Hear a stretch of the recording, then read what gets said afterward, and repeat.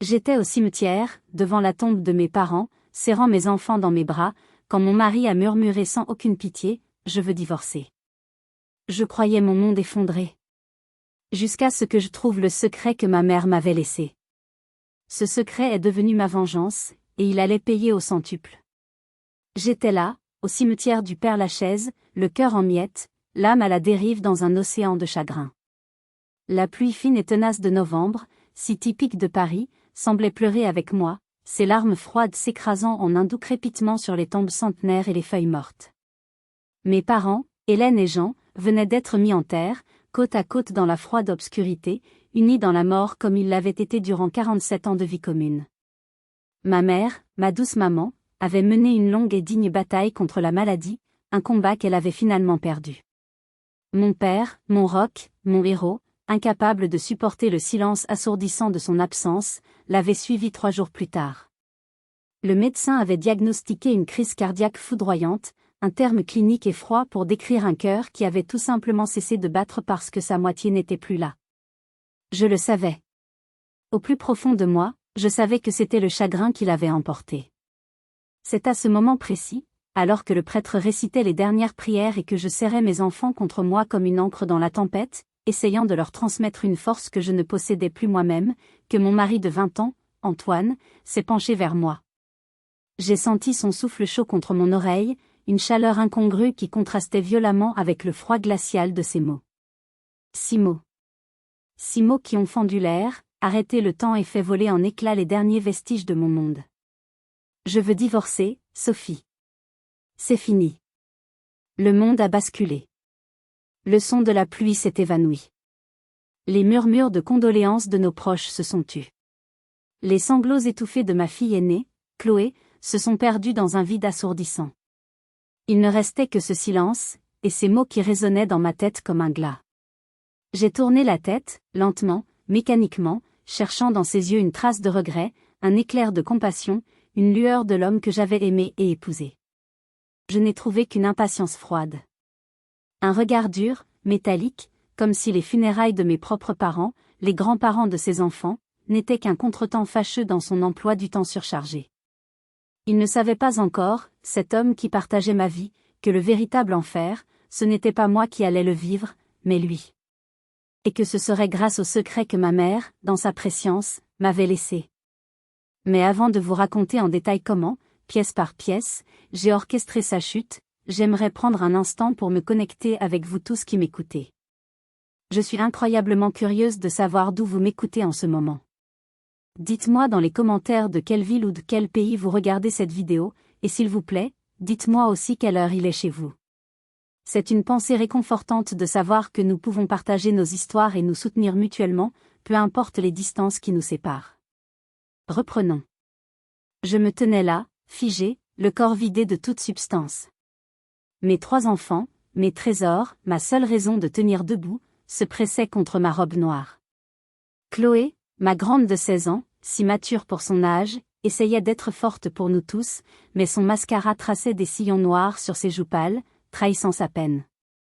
Léo, mon fils de 14 ans, un adolescent en pleine croissance qui se cherchait, serrait la mâchoire si fort que ses muscles saillants me rappelaient son grand-père. Et la petite Manon, ma Benjamine de 8 ans, mon rayon de soleil, agrippait son lapin en peluche comme une bouée de sauvetage, me posant à voix basse des questions sur grand-mère et grand-père, des questions auxquelles aucune mère ne devrait jamais avoir à répondre. « Qu'est-ce que tu as dit ?» ai-je réussi à articuler, ma voix n'étant qu'un souffle rauque, presque inaudible. « Tu m'as très bien entendu » a-t-il répondu, son ton plat, dénué de toute émotion. Il a eu l'audace d'ajuster sa cravate de soie, une Hermès que je lui avais offerte pour notre dernier anniversaire de mariage, un souvenir maintenant souillé. On discutera des détails sordides à la maison. Pour l'instant, essaie de tenir le coup pour les enfants. Puis, il s'est éloigné. Simplement. Froidement. Comme s'il venait de commenter la météo. Comme s'il n'avait pas choisi le jour le plus dévastateur de ma vie pour porter le coup de grâce. Il est allé serrer la main de mon oncle, un sourire de circonstance parfaitement maîtrisé sur ses lèvres. À cet instant précis, j'ai senti quelque chose de nouveau s'installer dans ma poitrine, à l'endroit même où l'amour avait autrefois élu domicile. C'était froid, dur et lourd. C'était de la haine. Il avait choisi ce moment, ce lieu sacré, en sachant que je serais trop anéanti pour riposter. C'était un acte d'une cruauté calculée. Mais Antoine, dans son arrogance, avait commis une erreur monumentale. Il avait oublié qui j'étais vraiment, sous la façade de l'épouse dévouée et de la mère poule qu'il avait lui-même façonnée. Il avait oublié que j'étais la fille de mon père. Et mon père m'avait toujours appris une chose essentielle, face à un prédateur, la seule façon de survivre est d'en devenir un soi-même. La graine de la vengeance venait d'être plantée dans la terre froide et humide de ce cimetière. Comment allais-je la faire germer et la transformer en une forêt impénétrable qui l'engloutirait tout entier? Le trajet de retour du cimetière vers notre grande maison bourgeoise de Lyon s'est déroulé dans un silence de mort, plus lourd et plus oppressant que n'importe quel cri. Manon, épuisée par le chagrin et l'incompréhension, s'était endormie dans son siège auto, sa petite main tenant encore la rose blanche qu'elle n'avait pas voulu lâcher. À l'arrière, Chloé et Léo, assis aussi loin que possible l'un de l'autre, regardaient le paysage urbain défiler, chacun perdu dans sa propre bulle de tristesse et de confusion. Ils avaient senti la tension, bien sûr. Les enfants sentent toujours tout. Antoine conduisait, les mains crispées à 10h10 sur le volant en cuir, le visage impénétrable, déjà à des kilomètres de nous, de notre deuil, de notre famille. En arrivant dans notre rue, la vue de notre maison, cette belle demeure que nous avions achetée ensemble après la naissance de Léo, m'a frappé comme un coup de poing. La façade en pierre de taille, les volets bleus que nous avions peints un été, le rosier que j'avais planté pour chaque naissance, tout cela me semblait soudain étranger, factice. Ce n'était plus un foyer, un refuge. C'était une scène de crime, et notre mariage en était la victime, gisant invisible au milieu du salon. Dès que nous avons franchi la porte, son ton a changé, devenant celui d'un manager donnant des ordres. Les enfants, allez enlever vos tenues de cérémonie. Il y a des restes dans le frigo si vous avez faim. Puis, sans même un regard pour moi, il s'est dirigé tout droit vers son bureau. Son sanctuaire. Le lieu où il se réfugiait pour échapper au chaos désordonné de la vie de famille. Le travail, toujours le travail, son excuse parfaite. Antoine, ai-je appelé, ma voix tremblante mais portant une nouvelle fermeté qu'il n'a pas reconnue. Nous devons parler. Maintenant. Il s'est arrêté au pied de l'escalier, et s'est retourné. J'ai cru déceler une fraction de seconde de culpabilité dans ses yeux, une lueur vacillante de l'homme qu'il avait été. Mais elle a disparu aussi vite qu'elle était apparue, remplacée par une irritation à peine voilée. Pas maintenant, Sophie. J'ai des dossiers urgents à consulter. Des dossiers urgents? Le mot est sorti de ma bouche comme un crachat, chargé de tout le mépris que je ressentais. Je viens d'enterrer mes deux parents, tu viens de me demander le divorce au-dessus de leur tombe, et tu as des dossiers urgents? Ta cruauté n'a donc absolument aucune limite? Il a jeté un regard inquiet vers le haut de l'escalier, toujours obsédé par les apparences, par l'image de la famille parfaite. Baisse la voix. Les enfants n'ont pas besoin d'entendre tes crises d'hystérie. Mes crises d'hystérie? La colère, une colère blanche et pure, a commencé à monter, balayant le chagrin. Et quand serait-il pratique pour toi de détruire notre famille, Antoine? Dis-moi. Demain? La semaine prochaine? Entre deux réunions importantes? Quand est-ce que ça s'intégrerait bien dans ton agenda? Je me suis avancé vers lui, mon corps vibrant d'une rage que j'avais réprimée pendant des années. 20 ans, Antoine. 20 ans de ma vie. Je t'ai tout donné. J'ai mis entre parenthèses ma carrière de psychologue, une carrière que j'aimais, parce que tu m'as convaincu que les enfants avaient besoin de leur mère à la maison.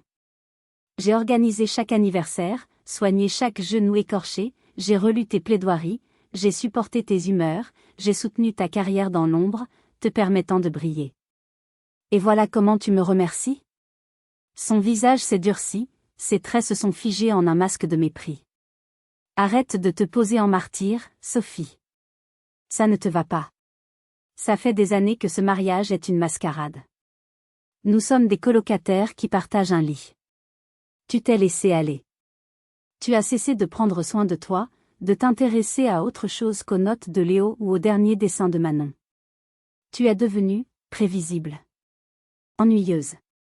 Chaque mot était une gifle, calculée pour faire le plus de mal possible. Ennuyeuse? J'étais à bout de souffle. J'étais ennuyeuse quand je passais des nuits blanches avec Manon qui faisait ses dents, pour que monsieur l'avocat puisse être frais et dispo pour son grand procès. J'étais ennuyeuse quand je gérais les comptes, la maison, les devoirs, les rendez-vous chez le médecin, pour que ton monde parfait continue de tourner sans le moindre accroc. Pendant que j'étais au chevet de ma mère mourante, jour après jour, où étais-tu, Antoine? Je travaillais, a-t-il hurlé, perdant enfin son calme légendaire. Je travaillais pour payer cette maison, tes vêtements de marque, les écoles privées des enfants. Tu crois que l'argent tombe du ciel? J'ai fait des sacrifices que tu ne peux même pas imaginer. Des sacrifices? J'ai ri, un rire amer et strident qui m'a écorché la gorge. Tes sacrifices incluaient-ils les dîners qui se terminaient à 2 heures du matin, les voyages d'affaires de dernière minute à Deauville, l'odeur de ce parfum, Chalimard, qui n'est pas le mien, sur le col de tes chemises? Un silence glacial est tombé dans le hall d'entrée. Je l'avais touché. Il a reculé d'un pas, son visage blême. C'est à ce moment que Léo est apparu en haut de l'escalier, son visage d'adolescent tordu par une douleur qui n'était pas de son âge. C'est vrai, papa? Tu as une autre femme? Antoine a fusillé notre fils du regard, un regard si froid que j'en ai frissonné. Ceci est une conversation d'adulte. Ça ne te regarde pas, retourne immédiatement dans ta chambre. Non, a dit Léo, sa voix se brisant mais tenant bon. C'est ma famille aussi. C'est notre vie que tu es en train de détruire. Il a dévalé les escaliers et s'est placé à côté de moi, un jeune soldat protégeant sa mère blessée. C'était la première fois qu'il me défendait aussi ouvertement face à son père. Antoine, pris au piège, a repris son masque de contrôle glacial. Cette conversation est terminée. Je dormirai dans la chambre d'amis. J'appellerai mon avocat demain. Tu devrais faire de même. Il est parti sans un autre mot, sans un regard en arrière, laissant derrière lui une mère et son fils, unis dans les ruines fumantes de ce qui avait été leur famille. Comment allions-nous pouvoir nous reconstruire après un tel cataclysme? Les jours qui ont suivi ont été un brouillard de chagrin et de formalités administratives. Je fonctionnais en pilote automatique, un automate programmé pour faire le petit déjeuner, conduire les enfants à l'école, répondre aux appels de condoléances avec une voix polie et distante. Antoine et moi nous croisions dans la grande maison comme deux fantômes, l'air vibrant d'une hostilité silencieuse. Il passait ses soirées enfermé dans son bureau, et je savais qu'il ne travaillait pas sur des dossiers, mais qu'il planifiait sa nouvelle vie, loin de nous. La douleur de la trahison était une présence physique, une boule lourde dans mon estomac qui ne me quittait jamais. C'est dans cet état second que j'ai commencé la tâche douloureuse de trier les affaires de mes parents. Leur appartement, autrefois rempli de rire et de l'odeur du pot-au-feu de ma mère, était maintenant silencieux et imprégné d'une odeur de poussière et d'absence. Chaque objet était un souvenir, chaque photo une blessure. C'est en vidant la table de chevet de ma mère que je suis tombée sur une petite boîte en bois de rose qu'elle gardait précieusement. Je l'ai ouverte sans trop y penser, m'attendant à y trouver des bijoux sans grande valeur ou de vieilles photos jaunies. À l'intérieur, il y avait son journal intime, un carnet relié en cuir que je lui avais offert des années auparavant. Et glissé entre les pages, une enveloppe épaisse avec mon nom, pour ma Sophie, écrit de sa main élégante et tremblante. Mon cœur s'est serré si fort que j'ai eu du mal à respirer. J'ai ouvert l'enveloppe avec des doigts gourds. Sophie, ma chérie, commençait la lettre. Si tu lis ces mots, c'est que mon combat est terminé et que je ne suis plus là pour te protéger. Pardonne-moi, mon ange, de ne pas t'avoir parlé plus tôt, mais je ne voulais pas croire à mes propres doutes. Une mère veut toujours croire au bonheur de son enfant, même quand les signes contraires sont évidents. Mais je ne suis pas aveugle. J'ai vu comment Antoine te traitait, comment il te diminuait subtilement depuis des années, comment la lumière dans tes yeux s'était peu à peu éteinte. Les larmes que je retenais depuis des jours ont commencé à couler, brouillant les mots. Elle avait tout vu. Elle avait tout compris, et je n'avais rien dit. Il y a 6 mois, continuait la lettre, en revenant de chez le médecin, j'ai vu sa voiture, cette Mercedes que tu détestes, garée devant le grand hôtel en plein après-midi, un jour où il était censé être en déplacement à Marseille pour une affaire. Mon instinct de mère m'a hurlé que quelque chose n'allait pas. Alors, j'ai fait quelque chose que tu désapprouveras peut-être, mais que je ne regrette pas. J'ai utilisé une partie de l'argent que ton père et moi avions mis de côté pour les études des petits-enfants pour engager un détective privé. Son nom est Jean-Pierre Renaud. C'est un homme discret et efficace. Il a découvert des choses, ma chérie. Des choses qui te feront un mal terrible. Mais souviens-toi de ce que ton père disait toujours, la vérité, même si elle brûle comme de l'acide, est le seul remède qui guérit vraiment. À la fin de la lettre, il y avait un numéro de téléphone et une petite clé en laiton. Cette clé ouvre un coffre à la banque, au Crédit Lyonnais, ouvert à mon nom de jeune fille. Ce qu'il y a dedans t'appartient désormais. Utilise-le pour te battre. Ne le laisse pas te détruire. Souviens-toi de qui tu es, Sophie. Tu es ma fille, mais tu es aussi la fille de ton père. Et nous ne nous laissons jamais abattre. Je t'aime plus que tout au monde. J'ai serré la lettre contre ma poitrine, le papier froissé absorbant mes larmes salées. Ma mère, ma merveilleuse mère, même par-delà la mort, veillait encore sur moi. Cette découverte n'était pas un hasard. C'était une bouée de sauvetage qu'elle me lançait depuis l'au-delà. Le lendemain, les mains moites et le cœur battant à tout rompre, je me suis rendue à la banque. La salle des coffres était froide et silencieuse. La petite clé en laiton a tourné dans la serrure avec un déclic sonore. À l'intérieur du coffre, une seule enveloppe Kraft, épaisse et lourde. La première chose que j'ai vue était une série de photos. Des photos glacées, professionnelles. Antoine. Et une femme blonde, plus jeune, d'une beauté froide et calculatrice. Ils s'embrassaient passionnément devant le Dôme, le restaurant où il m'avait demandé en mariage 20 ans plus tôt. L'ironie était d'une cruauté insoutenable. D'autres photos les montraient entrant dans un hôtel, main dans la main, riant, sa main à elle posée sur son torse d'un air possessif. La date sur les photos remontait à plus d'1 an. Puis, les documents. Des relevés d'une carte American Express Platinum à son seul nom, une carte dont j'ignorais l'existence. Des dépenses exorbitantes, un bracelet de chez Cartier, des boucles d'oreilles de chez Van Cleef et Arpels, des week-ends dans des relais et châteaux à Deauville, des dîners dans des restaurants étoilés. Et le pire. Le coup de poignard final. Un relevé de compte bancaire secret, ouvert dans une banque en ligne. Et des virements réguliers, méthodiques, depuis notre compte joint. Des virements dont les montants correspondaient exactement aux sommes que nous étions censés mettre de côté chaque mois pour les études de Chloé et Léo. Il ne m'avait pas seulement trompé. Il n'avait pas seulement menti. Il avait volé l'avenir de ses propres enfants pour financer sa double vie. La tristesse s'est évaporée, remplacée par une rage froide et lucide. La femme qui pleurait la veille avait disparu. À sa place se tenait une femme qui venait de trouver non seulement la preuve irréfutable de la trahison de son mari, mais aussi les armes pour sa future guerre. Le secret de ma mère n'était pas un fardeau, c'était un arsenal. Et j'étais prête à l'utiliser jusqu'à la dernière munition. Que devais-je faire en premier, appeler le détective ou chercher un avocat? Assise dans la salle froide et impersonnelle de la banque, entourée des preuves de ma vie brisée, ma décision a été instantanée. Mon premier appel a été pour Jean-Pierre Renaud. Sa voix au téléphone était exactement comme ma mère l'avait décrite, calme, professionnelle, mais empreinte d'une réelle compassion qui n'était pas feinte. Madame Dubois, m'a-t-il dit après que je me sois présentée, j'attendais votre appel. Votre mère était une femme d'une force et d'une intuition remarquables. Je suis sincèrement désolée pour votre perte. Monsieur Renaud, ai-je répondu, ma voix étonnamment stable malgré le chaos qui régnait dans ma tête, j'ai trouvé ce que ma mère a laissé. Les photos, les relevés. J'ai besoin de tout savoir. Absolument tout. Je veux connaître chaque mensonge, chaque centime. Nous nous sommes rencontrés le jour même dans un petit café discret du quartier Saint-Jean, loin des regards indiscrets. Il a posé un dossier épais, bien plus épais que l'enveloppe de la banque, sur la table entre nous. Madame, ce que votre mère a découvert et que vous avez dans ce coffre n'était que la partie émergée de l'iceberg.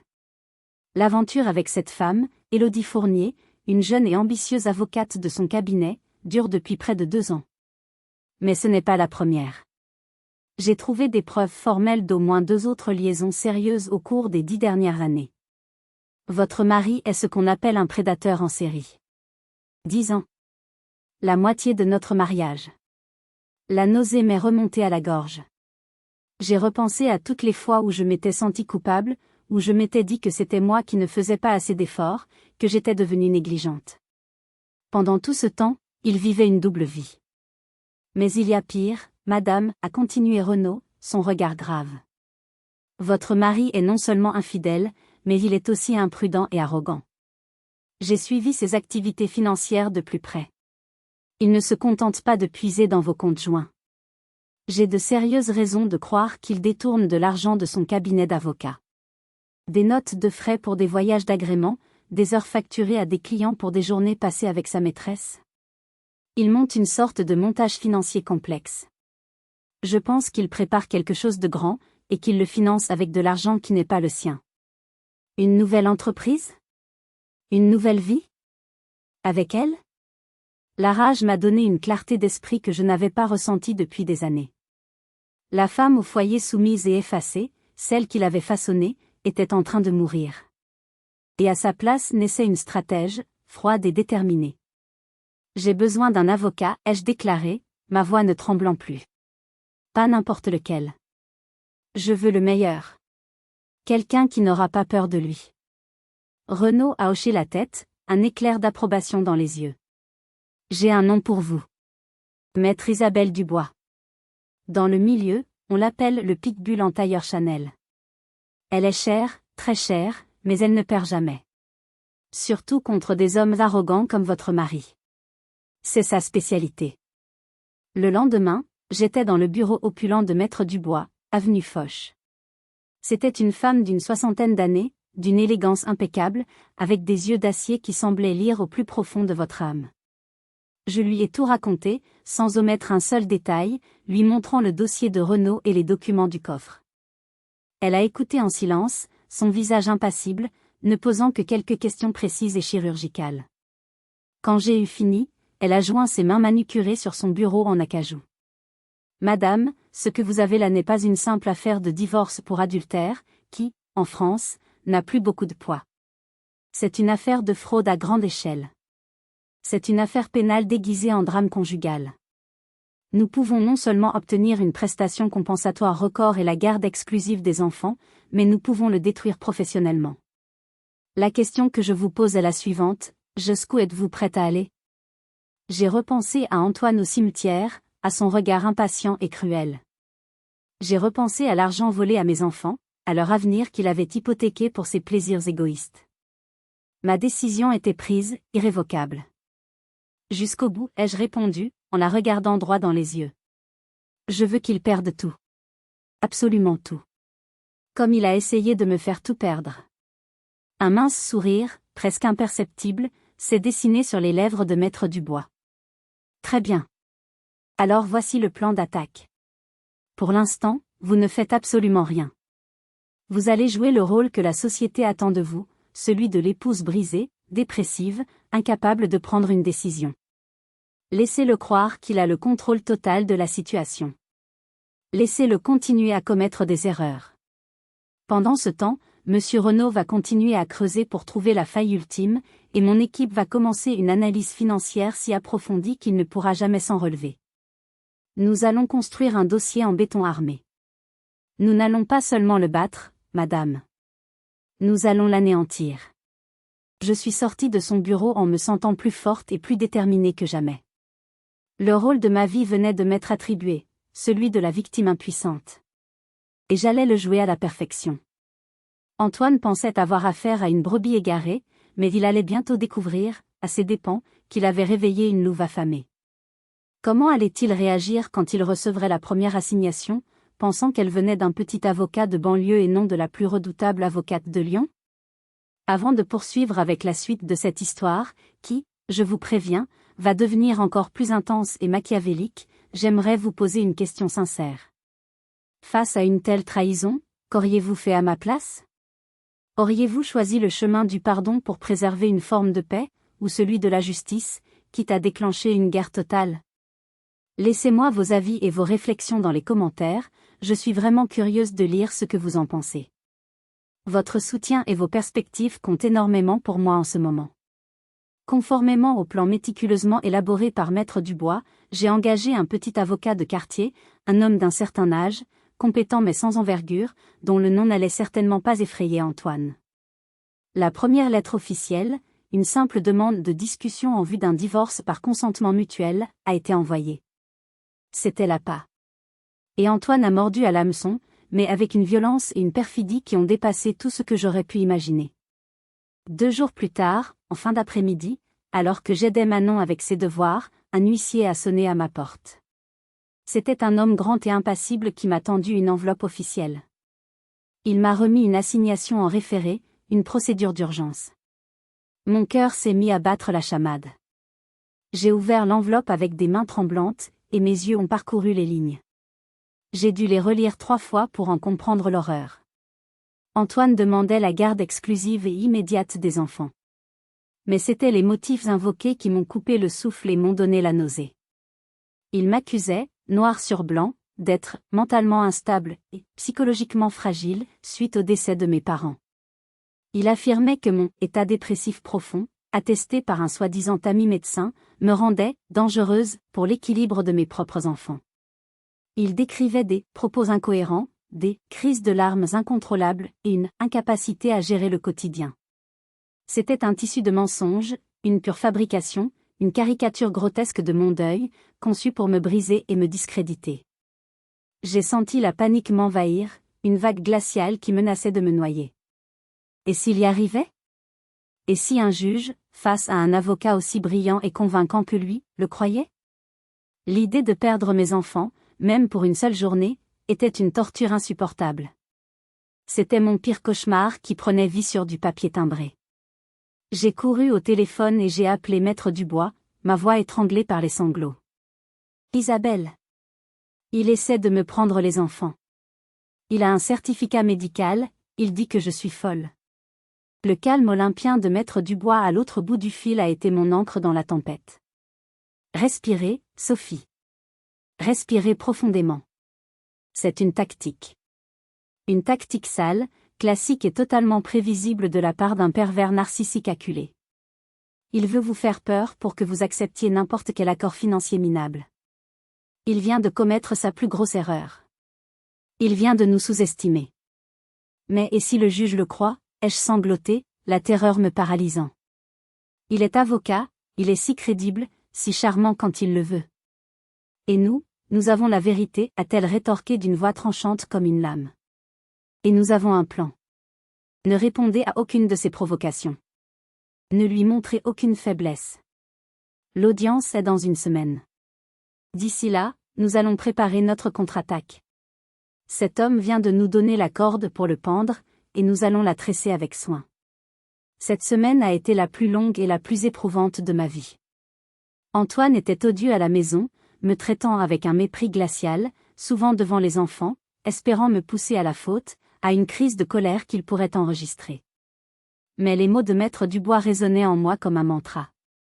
Je suis restée calme, digne, une statue de glace au milieu de la fournaise. Je me suis concentrée uniquement sur mes enfants, les entourant d'amour et de normalité, les rassurant sans cesse, leur disant que je les aimais plus que tout et que je ne les laisserais jamais tomber. Le jour de l'audience, j'étais un nœud de nerfs, mais mon visage était un masque de sérénité. Antoine était là, dans son costume sur mesure, l'air grave et soucieux, jouant le rôle du père inquiet à la perfection pour le juge. Son avocat, un homme aussi lisse que lui, a déroulé son argumentaire, me peignant comme une femme hystérique et au bord de la crise de nerfs, incapable de faire face à la réalité. Quand ce fut le tour de Maître Dubois, elle s'est levée, calme et imposante. Monsieur le juge, a-t-elle commencé, sa voix résonnant dans le silence du tribunal. Ma cliente ne nie pas sa profonde tristesse. Elle vient de perdre ses 2 parents en l'espace de 3 jours. Ce qui serait véritablement inquiétant, ce serait qu'elle ne soit pas triste. Mais la tristesse, monsieur le juge, n'est pas la folie. En revanche, instrumentaliser le deuil de sa femme pour tenter de lui arracher ses enfants, ça, monsieur le juge, ce n'est pas de l'inquiétude. C'est de la cruauté et de la manipulation. Elle a ensuite méthodiquement démonté l'attestation du médecin, prouvant qu'il n'avait aucune légitimité, qu'il était un ami de longue date d'Antoine et qu'il ne m'avait jamais examiné. Puis, elle a porté le coup de grâce. Elle a présenté au juge les premiers relevés bancaires que j'avais trouvés, ceux du compte secret et de la carte de crédit, en surlignant les dates. Pendant que ma cliente veillait sa mère mourante à l'hôpital, et durant la semaine de son deuil, a-t-elle dit d'une voix forte et claire, monsieur dépensait des milliers d'euros dans des hôtels de luxe et des bijouteries. On peut légitimement se demander si c'est le comportement d'un père de famille éploré et véritablement inquiet pour la stabilité de son foyer. Le visage du juge s'est durci. Il a regardé Antoine, dont l'assurance s'était évaporée comme la rosée au soleil. La requête d'Antoine a été non seulement rejetée avec véhémence, mais le juge l'a sévèrement réprimandé pour sa tentative de manipulation de la cour et son mépris choquant pour la décence humaine. Il a ordonné une enquête sociale, mais a précisé que les enfants resteraient sans aucune discussion avec moi. En sortant du tribunal, j'ai croisé le regard d'Antoine. La haine et la surprise se lisaient sur son visage. Il venait de comprendre. Il venait de réaliser que je n'étais pas la proie facile qu'il avait imaginée. La guerre était officiellement déclarée. Avais-je vraiment les épaules et la force de la mener jusqu'au bout, maintenant qu'il savait que je me battrais ? La tentative ratée et humiliante d'Antoine de me prendre les enfants a eu l'effet d'un électrochoc, elle a transformé ma détermination en une résolution de fer. La peur avait définitivement laissé place à une froide colère. Pendant qu'il pensait son orgueil blessé, sans doute en se plaignant auprès de sa maîtresse de sa femme hystérique, il restait persuadé que j'avais joué ma seule et unique carte. Il ne pouvait pas imaginer que la véritable offensive, silencieuse et souterraine, ne faisait que commencer.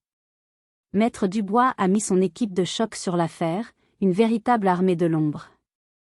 Un expert comptable judiciaire, un homme aux allures de professeur distrait mais dont le cerveau était un supercalculateur, a commencé à éplucher les finances d'Antoine avec une minutie d'horloger suisse. C'était un travail de fourmi, une plongée dans un labyrinthe de chiffres et de transactions. Antoine avait été malin, utilisant des sociétés écrans basées au Luxembourg et des comptes en ligne pour dissimuler ses malversations. Mais il avait aussi été arrogant, péchant par excès de confiance, laissant derrière lui une traînée de miettes numériques que notre expert suivait avec une joie presque sadique. Chaque facture falsifiée, chaque virement suspect était une nouvelle pierre ajoutée à l'édifice de sa future chute. Pendant ce temps, Jean-Pierre Renaud, mon ange gardien engagé par ma mère, continuait sa surveillance discrète mais implacable. Il a documenté chaque rencontre entre Antoine et Élodie. Leur déjeuner n'était pas seulement romantique, ils étaient des réunions de travail clandestines. Renaud, grâce à un téléobjectif puissant, a réussi à obtenir des photos claires d'eux rencontrant en secret des clients importants du cabinet d'Antoine dans des lieux discrets. Le plan était d'une simplicité diabolique, ils siphonnaient la clientèle la plus lucrative avant d'annoncer leur départ et de lancer leur propre cabinet. C'était une trahison non seulement envers moi, mais aussi envers ses partenaires de longue date, des hommes qui lui avaient fait confiance et l'avaient aidé à construire sa carrière. Le plus grand défi, cependant, était de trouver un témoin humain, quelqu'un de l'intérieur qui pourrait corroborer nos découvertes financières et donner une âme à notre dossier. C'est là que Renaud a fait une percée décisive. En fouillant dans les archives du cabinet, il a retrouvé la trace de Céline, une jeune et brillante avocate qui avait travaillé directement sous les ordres d'Antoine 5 ans auparavant. Elle avait été promise à un avenir radieux, mais avait soudainement démissionné et quitté Lyon du jour au lendemain, sans explication. Renaud l'a contactée. Au début, elle a catégoriquement refusé de parler, sa voix tremblante de peur au téléphone. Antoine l'avait psychologiquement détruite. Il lui avait volé le crédit d'un dossier majeur sur lequel elle avait travaillé jour et nuit pendant des mois, le présentant comme le sien pour obtenir une promotion et une prime conséquente. Quand elle avait osé protester, il l'avait menacée de ruiner sa réputation, l'accusant de faute professionnelle et de divulgation d'informations confidentielles. À 28 ans, brisée et terrifiée, elle avait dû abandonner le métier de ses rêves. J'ai décidé de l'appeler moi-même, de femme à femme. Je lui ai raconté mon histoire, la trahison, l'humiliation au cimetière, la tentative de me prendre mes enfants. Je lui ai parlé de la femme qu'elle avait été, pleine d'ambition et de talent, et de la manière dont il l'avait éteinte.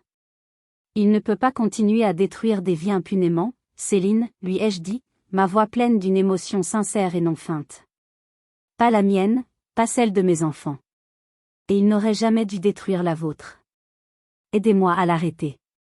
Aidez-moi à faire en sorte qu'il ne puisse plus jamais nuire à personne. Il y a eu un long silence à l'autre bout du fil, un silence si lourd que je pouvais presque sentir sa douleur. Puis, j'ai entendu un sanglot étouffé. Il m'a tout pris, a-t-elle murmuré, sa voix brisée. Ma confiance, ma carrière, mes rêves. Je vais vous aider. Je vais témoigner. Pour vous, et pour la jeune femme que j'étais. C'était la pièce maîtresse de notre puzzle. Nous avions maintenant les chiffres irréfutables de l'expert comptable, les photos compromettantes de Renaud, et le témoignage accablant d'une victime directe de sa fraude professionnelle. Le portrait du monstre était complet. Pendant ces semaines d'enquête clandestine, je continuais de jouer mon rôle à la maison. Antoine, après sa défaite cuisante au tribunal, s'était replié sur une froide indifférence, me traitant comme si j'étais invisible. Il était de plus en plus absent, prétextant des charges de travail écrasantes. En réalité, je savais grâce à Renaud qu'il passait ses soirées et ses week-ends avec Élodie, à finaliser les plans de leur future entreprise. Il était tellement absorbé par la construction de sa nouvelle vie qu'il ne voyait pas que je démolissais méticuleusement les fondations de l'ancienne. Un soir, en rentrant tard, il a jeté une liasse de papier sur la table de la cuisine avec un bruit sec. « Voici une offre de règlement », a-t-il dit d'un ton qui n'admettait aucune discussion. C'est plus que généreux. Tu gardes la maison jusqu'à la majorité de Manon, et je te verse une pension alimentaire et une petite prestation compensatoire. Signe ça, et on en finit une bonne fois pour toutes. J'ai parcouru l'offre. C'était une insulte. Une aumône.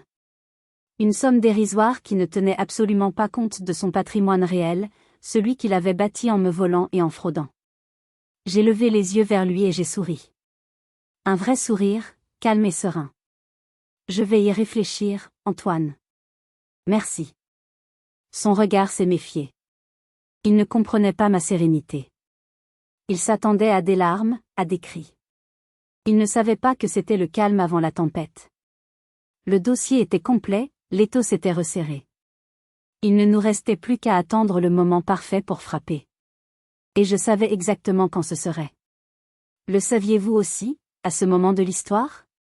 L'attente a duré encore 2 longs mois. 2 mois pendant lesquels j'ai dû livrer la performance de ma vie, perfectionnant mon rôle de future ex-femme désemparée et au bord du gouffre. C'était un exercice d'autocontrôle épuisant. J'ai laissé entendre à nos amis communs, lors de rencontres fortuites au supermarché ou à la sortie de l'école, que j'étais complètement perdue, que je ne savais pas comment j'allais m'en sortir financièrement, que Antoine était si dur. La pitié dans leur regard était presque insupportable, une humiliation calculée, mais c'était un mal nécessaire pour endormir sa méfiance. La rumeur s'est répandue dans notre cercle social comme une traînée de poudre, la pauvre Sophie, si fragile, complètement dépassée par les événements, tandis que le brillant Antoine, malgré la situation personnelle difficile, continuait d'exceller et de préparer son avenir. Il savourait chaque instant de cette fausse narrative, se délectant de son rôle de victime magnanime. Puis, l'invitation est arrivée. Pas pour moi, bien sûr. Je n'existais déjà plus dans son nouveau monde. Mais une copie a été, accidentellement, laissée en évidence sur la console de l'entrée, un oubli calculé pour me narguer. C'était un carton glacé, d'un blanc immaculé, gravé de lettres dorées, annonçant la soirée d'inauguration du nouveau et prestigieux cabinet d'avocats, Fournier et Associés. Le nom d'Antoine n'apparaissait pas en gros titres, une mesure de prudence pour ne pas alerter ses anciens partenaires trop tôt, mais il était listé comme associé principal, le cerveau derrière l'opération. La soirée aurait lieu dans le salon de réception d'un des plus grands hôtels de Lyon, le Sofitel. Le tout lion du monde des affaires, de la finance et du droit y serait. C'était son couronnement. C'était le moment. C'était la scène parfaite, grandiose et publique, pour le dernier acte de sa tragédie. Il avait choisi un cimetière pour m'annoncer la fin de notre monde, je choisissais le sommet de sa gloire pour provoquer la sienne. J'ai immédiatement appelé Maître Dubois. Ma voix était calme, mais mon cœur battait la chamade. C'est ce soir. Le lancement de son nouveau cabinet. Excellent, a-t-elle répondu, et j'ai pu sentir son sourire de prédateur à travers le téléphone. Le timing est parfait. Mon équipe est prête. Renaud est déjà sur place avec un photographe professionnel se faisant passer pour un journaliste mondain. L'expert comptable a finalisé son rapport de 200 pages, c'est une œuvre d'art. La plainte pénale est prête à être déposée au greffe. Tout est coordonné à la minute près. Ce soir-là, une tension électrique flottait dans l'air. J'ai mis les enfants au lit plus tôt que d'habitude, après leur avoir préparé leur plat préféré. Je leur ai lu une histoire, j'ai embrassé leurs fronts endormis, mon cœur débordant d'un amour féroce et protecteur. Tout ce que je faisais, chaque étape de ce plan impitoyable, c'était pour eux. Pour leur avenir qu'ils avaient essayé de voler, pour leur montrer que l'on ne se laisse pas détruire sans se battre. Une fois la maison silencieuse, je me suis installée dans le bureau d'Antoine, qui était devenu mon quartier général, ma salle de guerre. Sur mon ordinateur portable, j'avais un accès discret au flux vidéo d'une personne que Renaud avait réussi à infiltrer parmi les serveurs de la soirée. La qualité était étonnamment bonne. Je pouvais tout voir, tout entendre. Antoine était resplendissant dans son smoking fait sur mesure. Il se tenait aux côtés d'Élodie, radieuse et triomphante dans une robe de soirée scintillante qui avait dû coûter une fortune. Ils accueillaient les invités, serraient des mains, riaient aux éclats. Il était charismatique, charmant, le centre de l'attention. Il levait sa coupe de champagne, portant un toast à leur avenir brillant, à leur vision commune de la justice. Il était au sommet de son monde, le roi de son propre univers, un univers bâti sur des mensonges, la trahison et le vol. C'était insupportable et fascinant à la fois. J'ai regardé ma montre. 19h55, l'heure de pointe. La salle était comble. J'ai pris mon téléphone et j'ai envoyé un simple SMS à Maître Dubois, un message que j'avais préparé mentalement des centaines de fois. Maintenant. Sa réponse est arrivée dans la seconde. Un seul mot, lourde promesse. Action. J'ai pris une profonde inspiration, l'air semblant soudainement rare. Le spectacle allait commencer. Je pouvais presque entendre le lourd rideau de velours rouge se lever sur la scène de sa destruction. Assis sur son trône de mensonges, il ne se doutait pas une seule seconde que les fondations étaient minées et que j'étais sur le point d'appuyer sur le détonateur. Que se passerait-il dans les prochaines minutes, quand la musique s'arrêterait ? À 20h précises, alors qu'Antoine, le verre levé, commençait un discours sur l'éthique et l'intégrité, l'opération « Tempête parfaite » a été lancée avec une précision chirurgicale. Au même instant, plusieurs actions coordonnées, répétées mentalement des dizaines de fois, se sont produites, créant un effet domino dévastateur.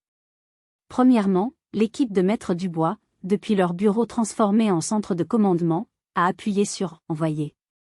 Un email, sobrement intitulé « Informations confidentielles concernant Monsieur Antoine Dubois et le cabinet Fournier et Associés » a été envoyé simultanément à une liste de destinataires soigneusement et stratégiquement choisis. Il contenait un résumé concis mais accablant du rapport de l'expert comptable, des extraits du témoignage de Céline, une sélection des photos les plus explicites de l'adultère d'Antoine, et une copie de la plainte pénale pour fraude, abus de confiance et détournement de fonds qui venait d'être déposée.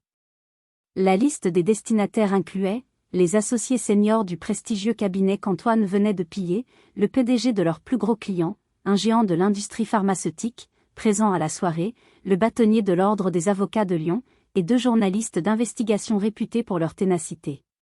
Sur mon écran, je voyais la scène se dérouler au ralenti. D'abord, rien. Le discours d'Antoine continuait. Puis, un premier invité, un banquier d'affaires influent, a discrètement sorti son téléphone, fronçant les sourcils. Puis un deuxième. Un murmure, d'abord imperceptible, a commencé à enfler et à parcourir le salon luxueux, comme le vent avant l'orage. Les visages souriants se sont figés. Les conversations animées se sont tues.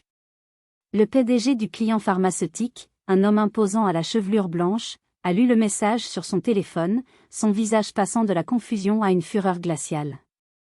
Il a levé les yeux vers Antoine, qui pérorait encore sur la « confiance », puis, sans un mot, il a fait signe à son équipe et s'est dirigé d'un pas rapide vers la sortie. Antoine, sentant le changement brutal d'atmosphère, s'est interrompu. Son sourire s'est crispé. Il a regardé Élodie, l'air interrogateur. Elle aussi venait de lire l'email. Son visage était livide, comme si elle avait vu un fantôme. Elle a attrapé le bras d'Antoine, lui montrant son écran, ses mains tremblantes. J'ai vu, grâce au zoom du caméraman improvisé, le sang quitter le visage d'Antoine. J'ai vu la compréhension, puis la panique pure et animale dans ses yeux alors qu'il réalisait que son monde, si soigneusement construit, s'effondrait en temps réel, sous les yeux de tous ceux qu'il voulait impressionner. Il a balayé la salle du regard, ne voyant plus des visages admiratifs, mais des dizaines de pères d'yeux le fixant avec mépris, dégoût et une curiosité malsaine. Deuxièmement, au même moment, Maître Dubois déposait officiellement la plainte au commissariat central, s'assurant que la machine judiciaire, lente mais inexorable, était enclenchée. Et troisièmement, le coup de théâtre final, le clou du spectacle.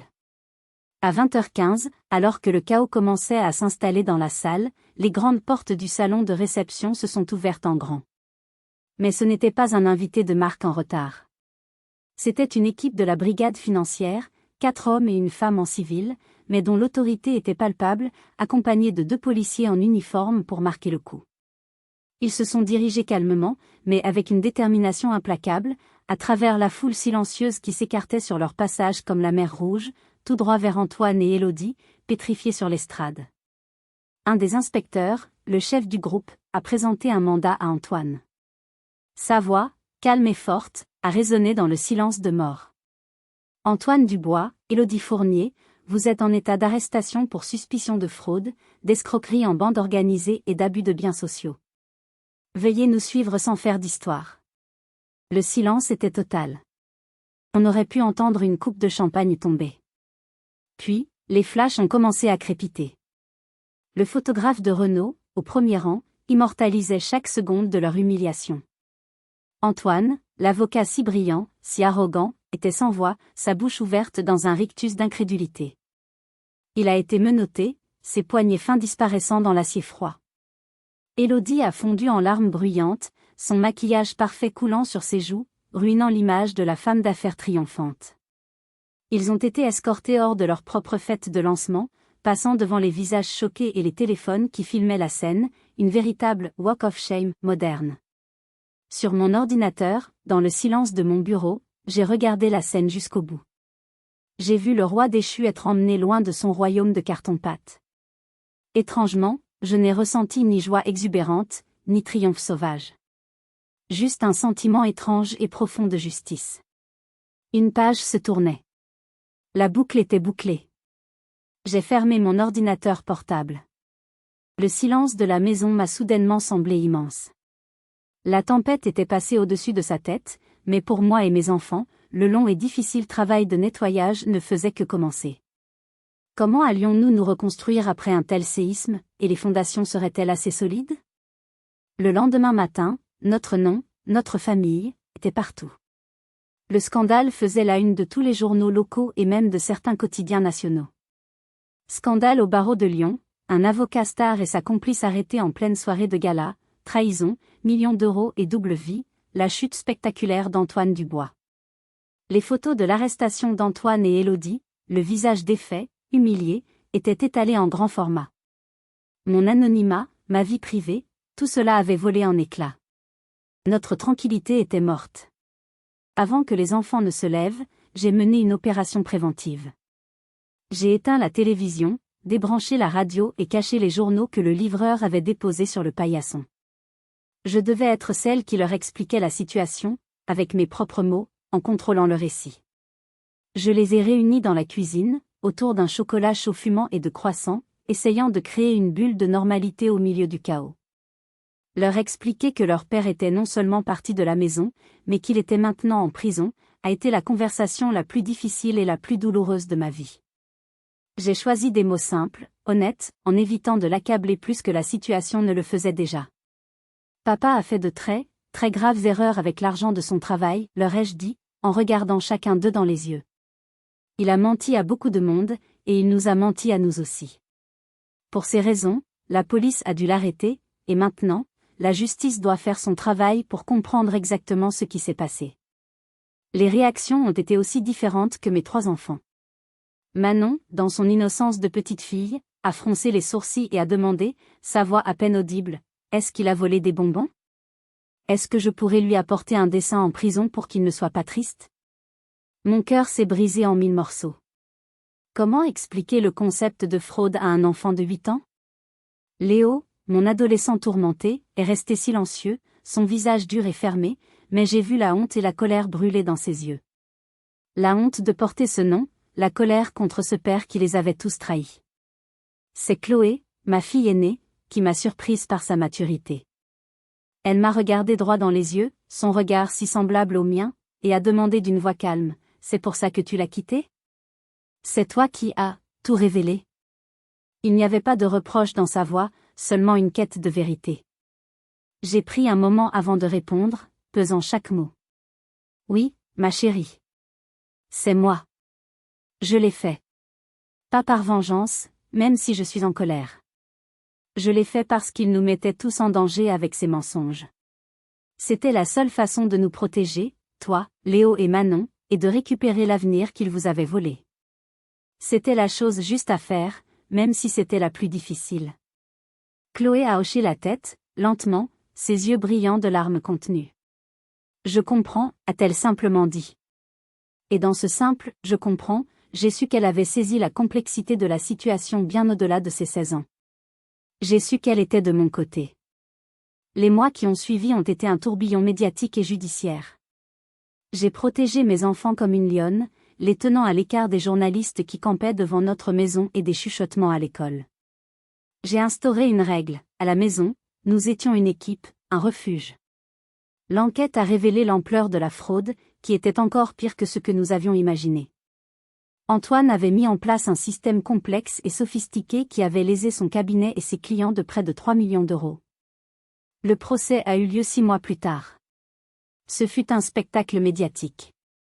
Élodie, pour sauver sa peau et éviter une lourde peine, a plaidé coupable et a accepté de témoigner contre Antoine en échange d'une sentence réduite. À la barre, elle l'a dépeint comme un manipulateur diabolique, le cerveau de toute l'opération, affirmant qu'elle avait agi sous son influence. Céline, l'ancienne collaboratrice d'Antoine, a également livré un témoignage poignant et détaillé qui a ému le tribunal et scellé le sort d'Antoine. Lui, défendu par un avocat commis d'office car tous ses comptes avaient été gelés, a tenté de nier, de minimiser, de blâmer les autres. Mais les preuves matérielles, les témoignages, tout était accablant. Le verdict est tombé comme un coup près, sans surprise. 10 ans de prison ferme pour fraude en bande organisée, escroquerie, abus de confiance et abus de biens sociaux. J'étais au tribunal ce jour-là, assise au premier rang, droite et digne. Quand la sentence a été prononcée, nos regards se sont croisés à travers la salle. Je n'y ai lu aucune trace de remords, aucun regret. Seulement une haine froide, pure, et la surprise amère d'avoir été battu à son propre jeu par la femme qu'il considérait comme faible et insignifiante. Il ne regrettait pas ses crimes, il regrettait de s'être fait prendre. En sortant du palais de justice, libre, sous un ciel enfin dégagé, j'ai senti un poids immense, le poids de 20 ans de mensonges, quitter mes épaules. La justice des hommes avait été rendue. Antoine était hors de nos vies pour de longues années. Mais la question demeurait, lancinante, maintenant que la guerre était officiellement gagnée, comment allions-nous gagner la paix intérieure ? La reconstruction de nos cœurs et de nos esprits serait-elle plus difficile que la destruction de notre ennemi ? 2 ans ont passé. 2 années pour balayer les décombres, panser les plaies, et lentement, patiemment, reconstruire. Le silence qui règne aujourd'hui dans notre maison n'est plus celui, pesant et anxiogène, de la tension et des non-dits. C'est un silence apaisant, un silence vivant, rempli de la quiétude d'un foyer qui a retrouvé son âme. La procédure de divorce, une simple formalité après le verdict pénal, a été finalisée rapidement. Grâce au travail exceptionnel et acharné de Maître Dubois, j'ai pu récupérer non seulement l'intégralité des fonds qu'Antoine avait détournés de nos comptes personnels et des fonds d'études des enfants, mais aussi des dommages et intérêts substantiels qui ont non seulement sécurisé notre avenir, mais ont aussi symbolisé une forme de réparation. La maison nous appartenait désormais entièrement, libre de toute dette et de tout fantôme. La vie a repris son cours, mais elle n'est plus la même. Elle est différente. Plus forte. Plus authentique. Plus vraie. Chloé est maintenant en première année d'une prestigieuse école de commerce à Paris. L'épreuve l'a fait mûrir à une vitesse fulgurante, la transformant d'une adolescente angoissée en une jeune femme incroyablement forte, empathique et perspicace. Elle a choisi une voie où l'éthique et la droiture sont des valeurs cardinales, comme pour prendre le contre-pied de tout ce que son père représentait. Elle m'appelle tous les jours, non par obligation, mais par un besoin sincère de partager, de rire, de se confier. Notre lien, autrefois tendu par les non-dits familiaux, est devenu indestructible. Léo, qui a maintenant 16 ans, a trouvé un exutoire sain à sa colère et sa honte. Il a canalisé toute cette énergie brute dans le sport. Il est devenu le capitaine de son équipe de rugby, un leader né, respecté de ses coéquipiers non seulement pour sa force physique, mais aussi pour son intégrité. Il a appris à transformer la douleur en puissance, la déception en motivation. Il est devenu le jeune homme protecteur et attentionné de notre petite famille, le pilier masculin sur lequel nous pouvons nous appuyer. L'autre jour, après un match, il m'a pris dans ses bras et m'a dit « Je ne serai jamais comme lui, maman. Jamais. » Et en le regardant dans les yeux, j'ai su que c'était la promesse la plus sincère qu'il ferait de sa vie. Et ma petite Manon, qui a maintenant 10 ans, s'épanouit avec une joie de vivre qui me réchauffe le cœur. Elle a surmonté le traumatisme avec la résilience incroyable et magique des enfants. Son art est devenu sa soupape de sécurité, son langage secret. Les murs de sa chambre sont couverts de dessins colorés, vibrants, pleins de vie et d'espoir. Elle dessine souvent notre famille, nous 4, toujours ensemble, sous un grand soleil ou un arc-en-ciel. Quant à moi, la destruction de mon ancienne vie, de la femme que j'étais, a permis la naissance d'une nouvelle Sophie. Une Sophie que je ne connaissais pas, mais que j'apprends à aimer. J'ai utilisé une partie de l'argent du règlement pour réaliser un vieux rêve mis de côté, je suis retournée à l'université, j'ai validé mon diplôme de psychothérapeute. Aujourd'hui, j'ai mon propre cabinet, installé dans une pièce lumineuse de la maison, l'ancien bureau d'Antoine, que j'ai entièrement repeint et redécoré. Je me spécialise dans l'aide aux femmes qui, comme moi, ont dû se reconstruire après une trahison, une relation toxique ou une épreuve de vie. Aider les autres à retrouver leur force, à se réapproprier leur histoire, est devenue la plus grande de mes joies, une véritable mission. Antoine a tenté de faire appel de sa sentence, mais sa demande a été rejetée. Il est toujours en prison. Parfois, je reçois encore des lettres de lui, des lettres que le service pénitentiaire me transmet. Elles sont pleines de reproches, d'apitoiements sur son sort, ou de tentatives de manipulation grossière. Je ne les lis plus. Je les jette directement dans la cheminée, regardant les mots de haine se consumer et se transformer en cendres. Il ne fait plus partie de notre histoire. Il n'est plus qu'un mauvais souvenir. Ce parcours a été incroyablement difficile. Il y a eu des nuits blanches, des torrents de larmes, des doutes, des moments de solitude extrême où je pensais ne pas y arriver. Mais en regardant en arrière aujourd'hui, je ne ressens aucune amertume, aucune haine. Juste une profonde gratitude pour la force que j'ai trouvée en moi. Antoine a essayé de m'anéantir au moment le plus sombre et le plus vulnérable de ma vie. Il pensait que mon chagrin ferait de moi une proie facile. Mais il a sous-estimé la force d'une mère prête à tout pour ses enfants, et il a oublié le secret le plus puissant que ma propre mère m'avait légué, non pas une clé ou des photos, mais l'amour inconditionnel et la certitude que je méritais mieux. Il a voulu me briser, mais il m'a seulement libérée. Il pensait détruire mon monde, mais il m'a en réalité permis d'en construire un bien meilleur, un monde basé sur l'honnêteté, le respect et un amour inconditionnel pour mes enfants et pour moi-même. Car les cendres ne sont pas une fin, elles sont le terreau fertile de la renaissance. Merci infiniment de m'avoir écouté jusqu'au bout. Votre présence, même virtuelle, a été un soutien précieux tout au long de ce récit. Si mon histoire a résonné en vous, si vous avez vous-même dû vous battre pour vous reconstruire après une épreuve, n'hésitez pas à partager un mot, une pensée, ou votre propre expérience dans les commentaires. Créons ici un espace de soutien et de force, car nous sommes toujours plus forts lorsque nous sommes unis. N'oubliez pas de laisser un « j'aime » si cette histoire vous a touché, et de vous abonner pour ne pas manquer les prochaines. Prenez grand soin de vous.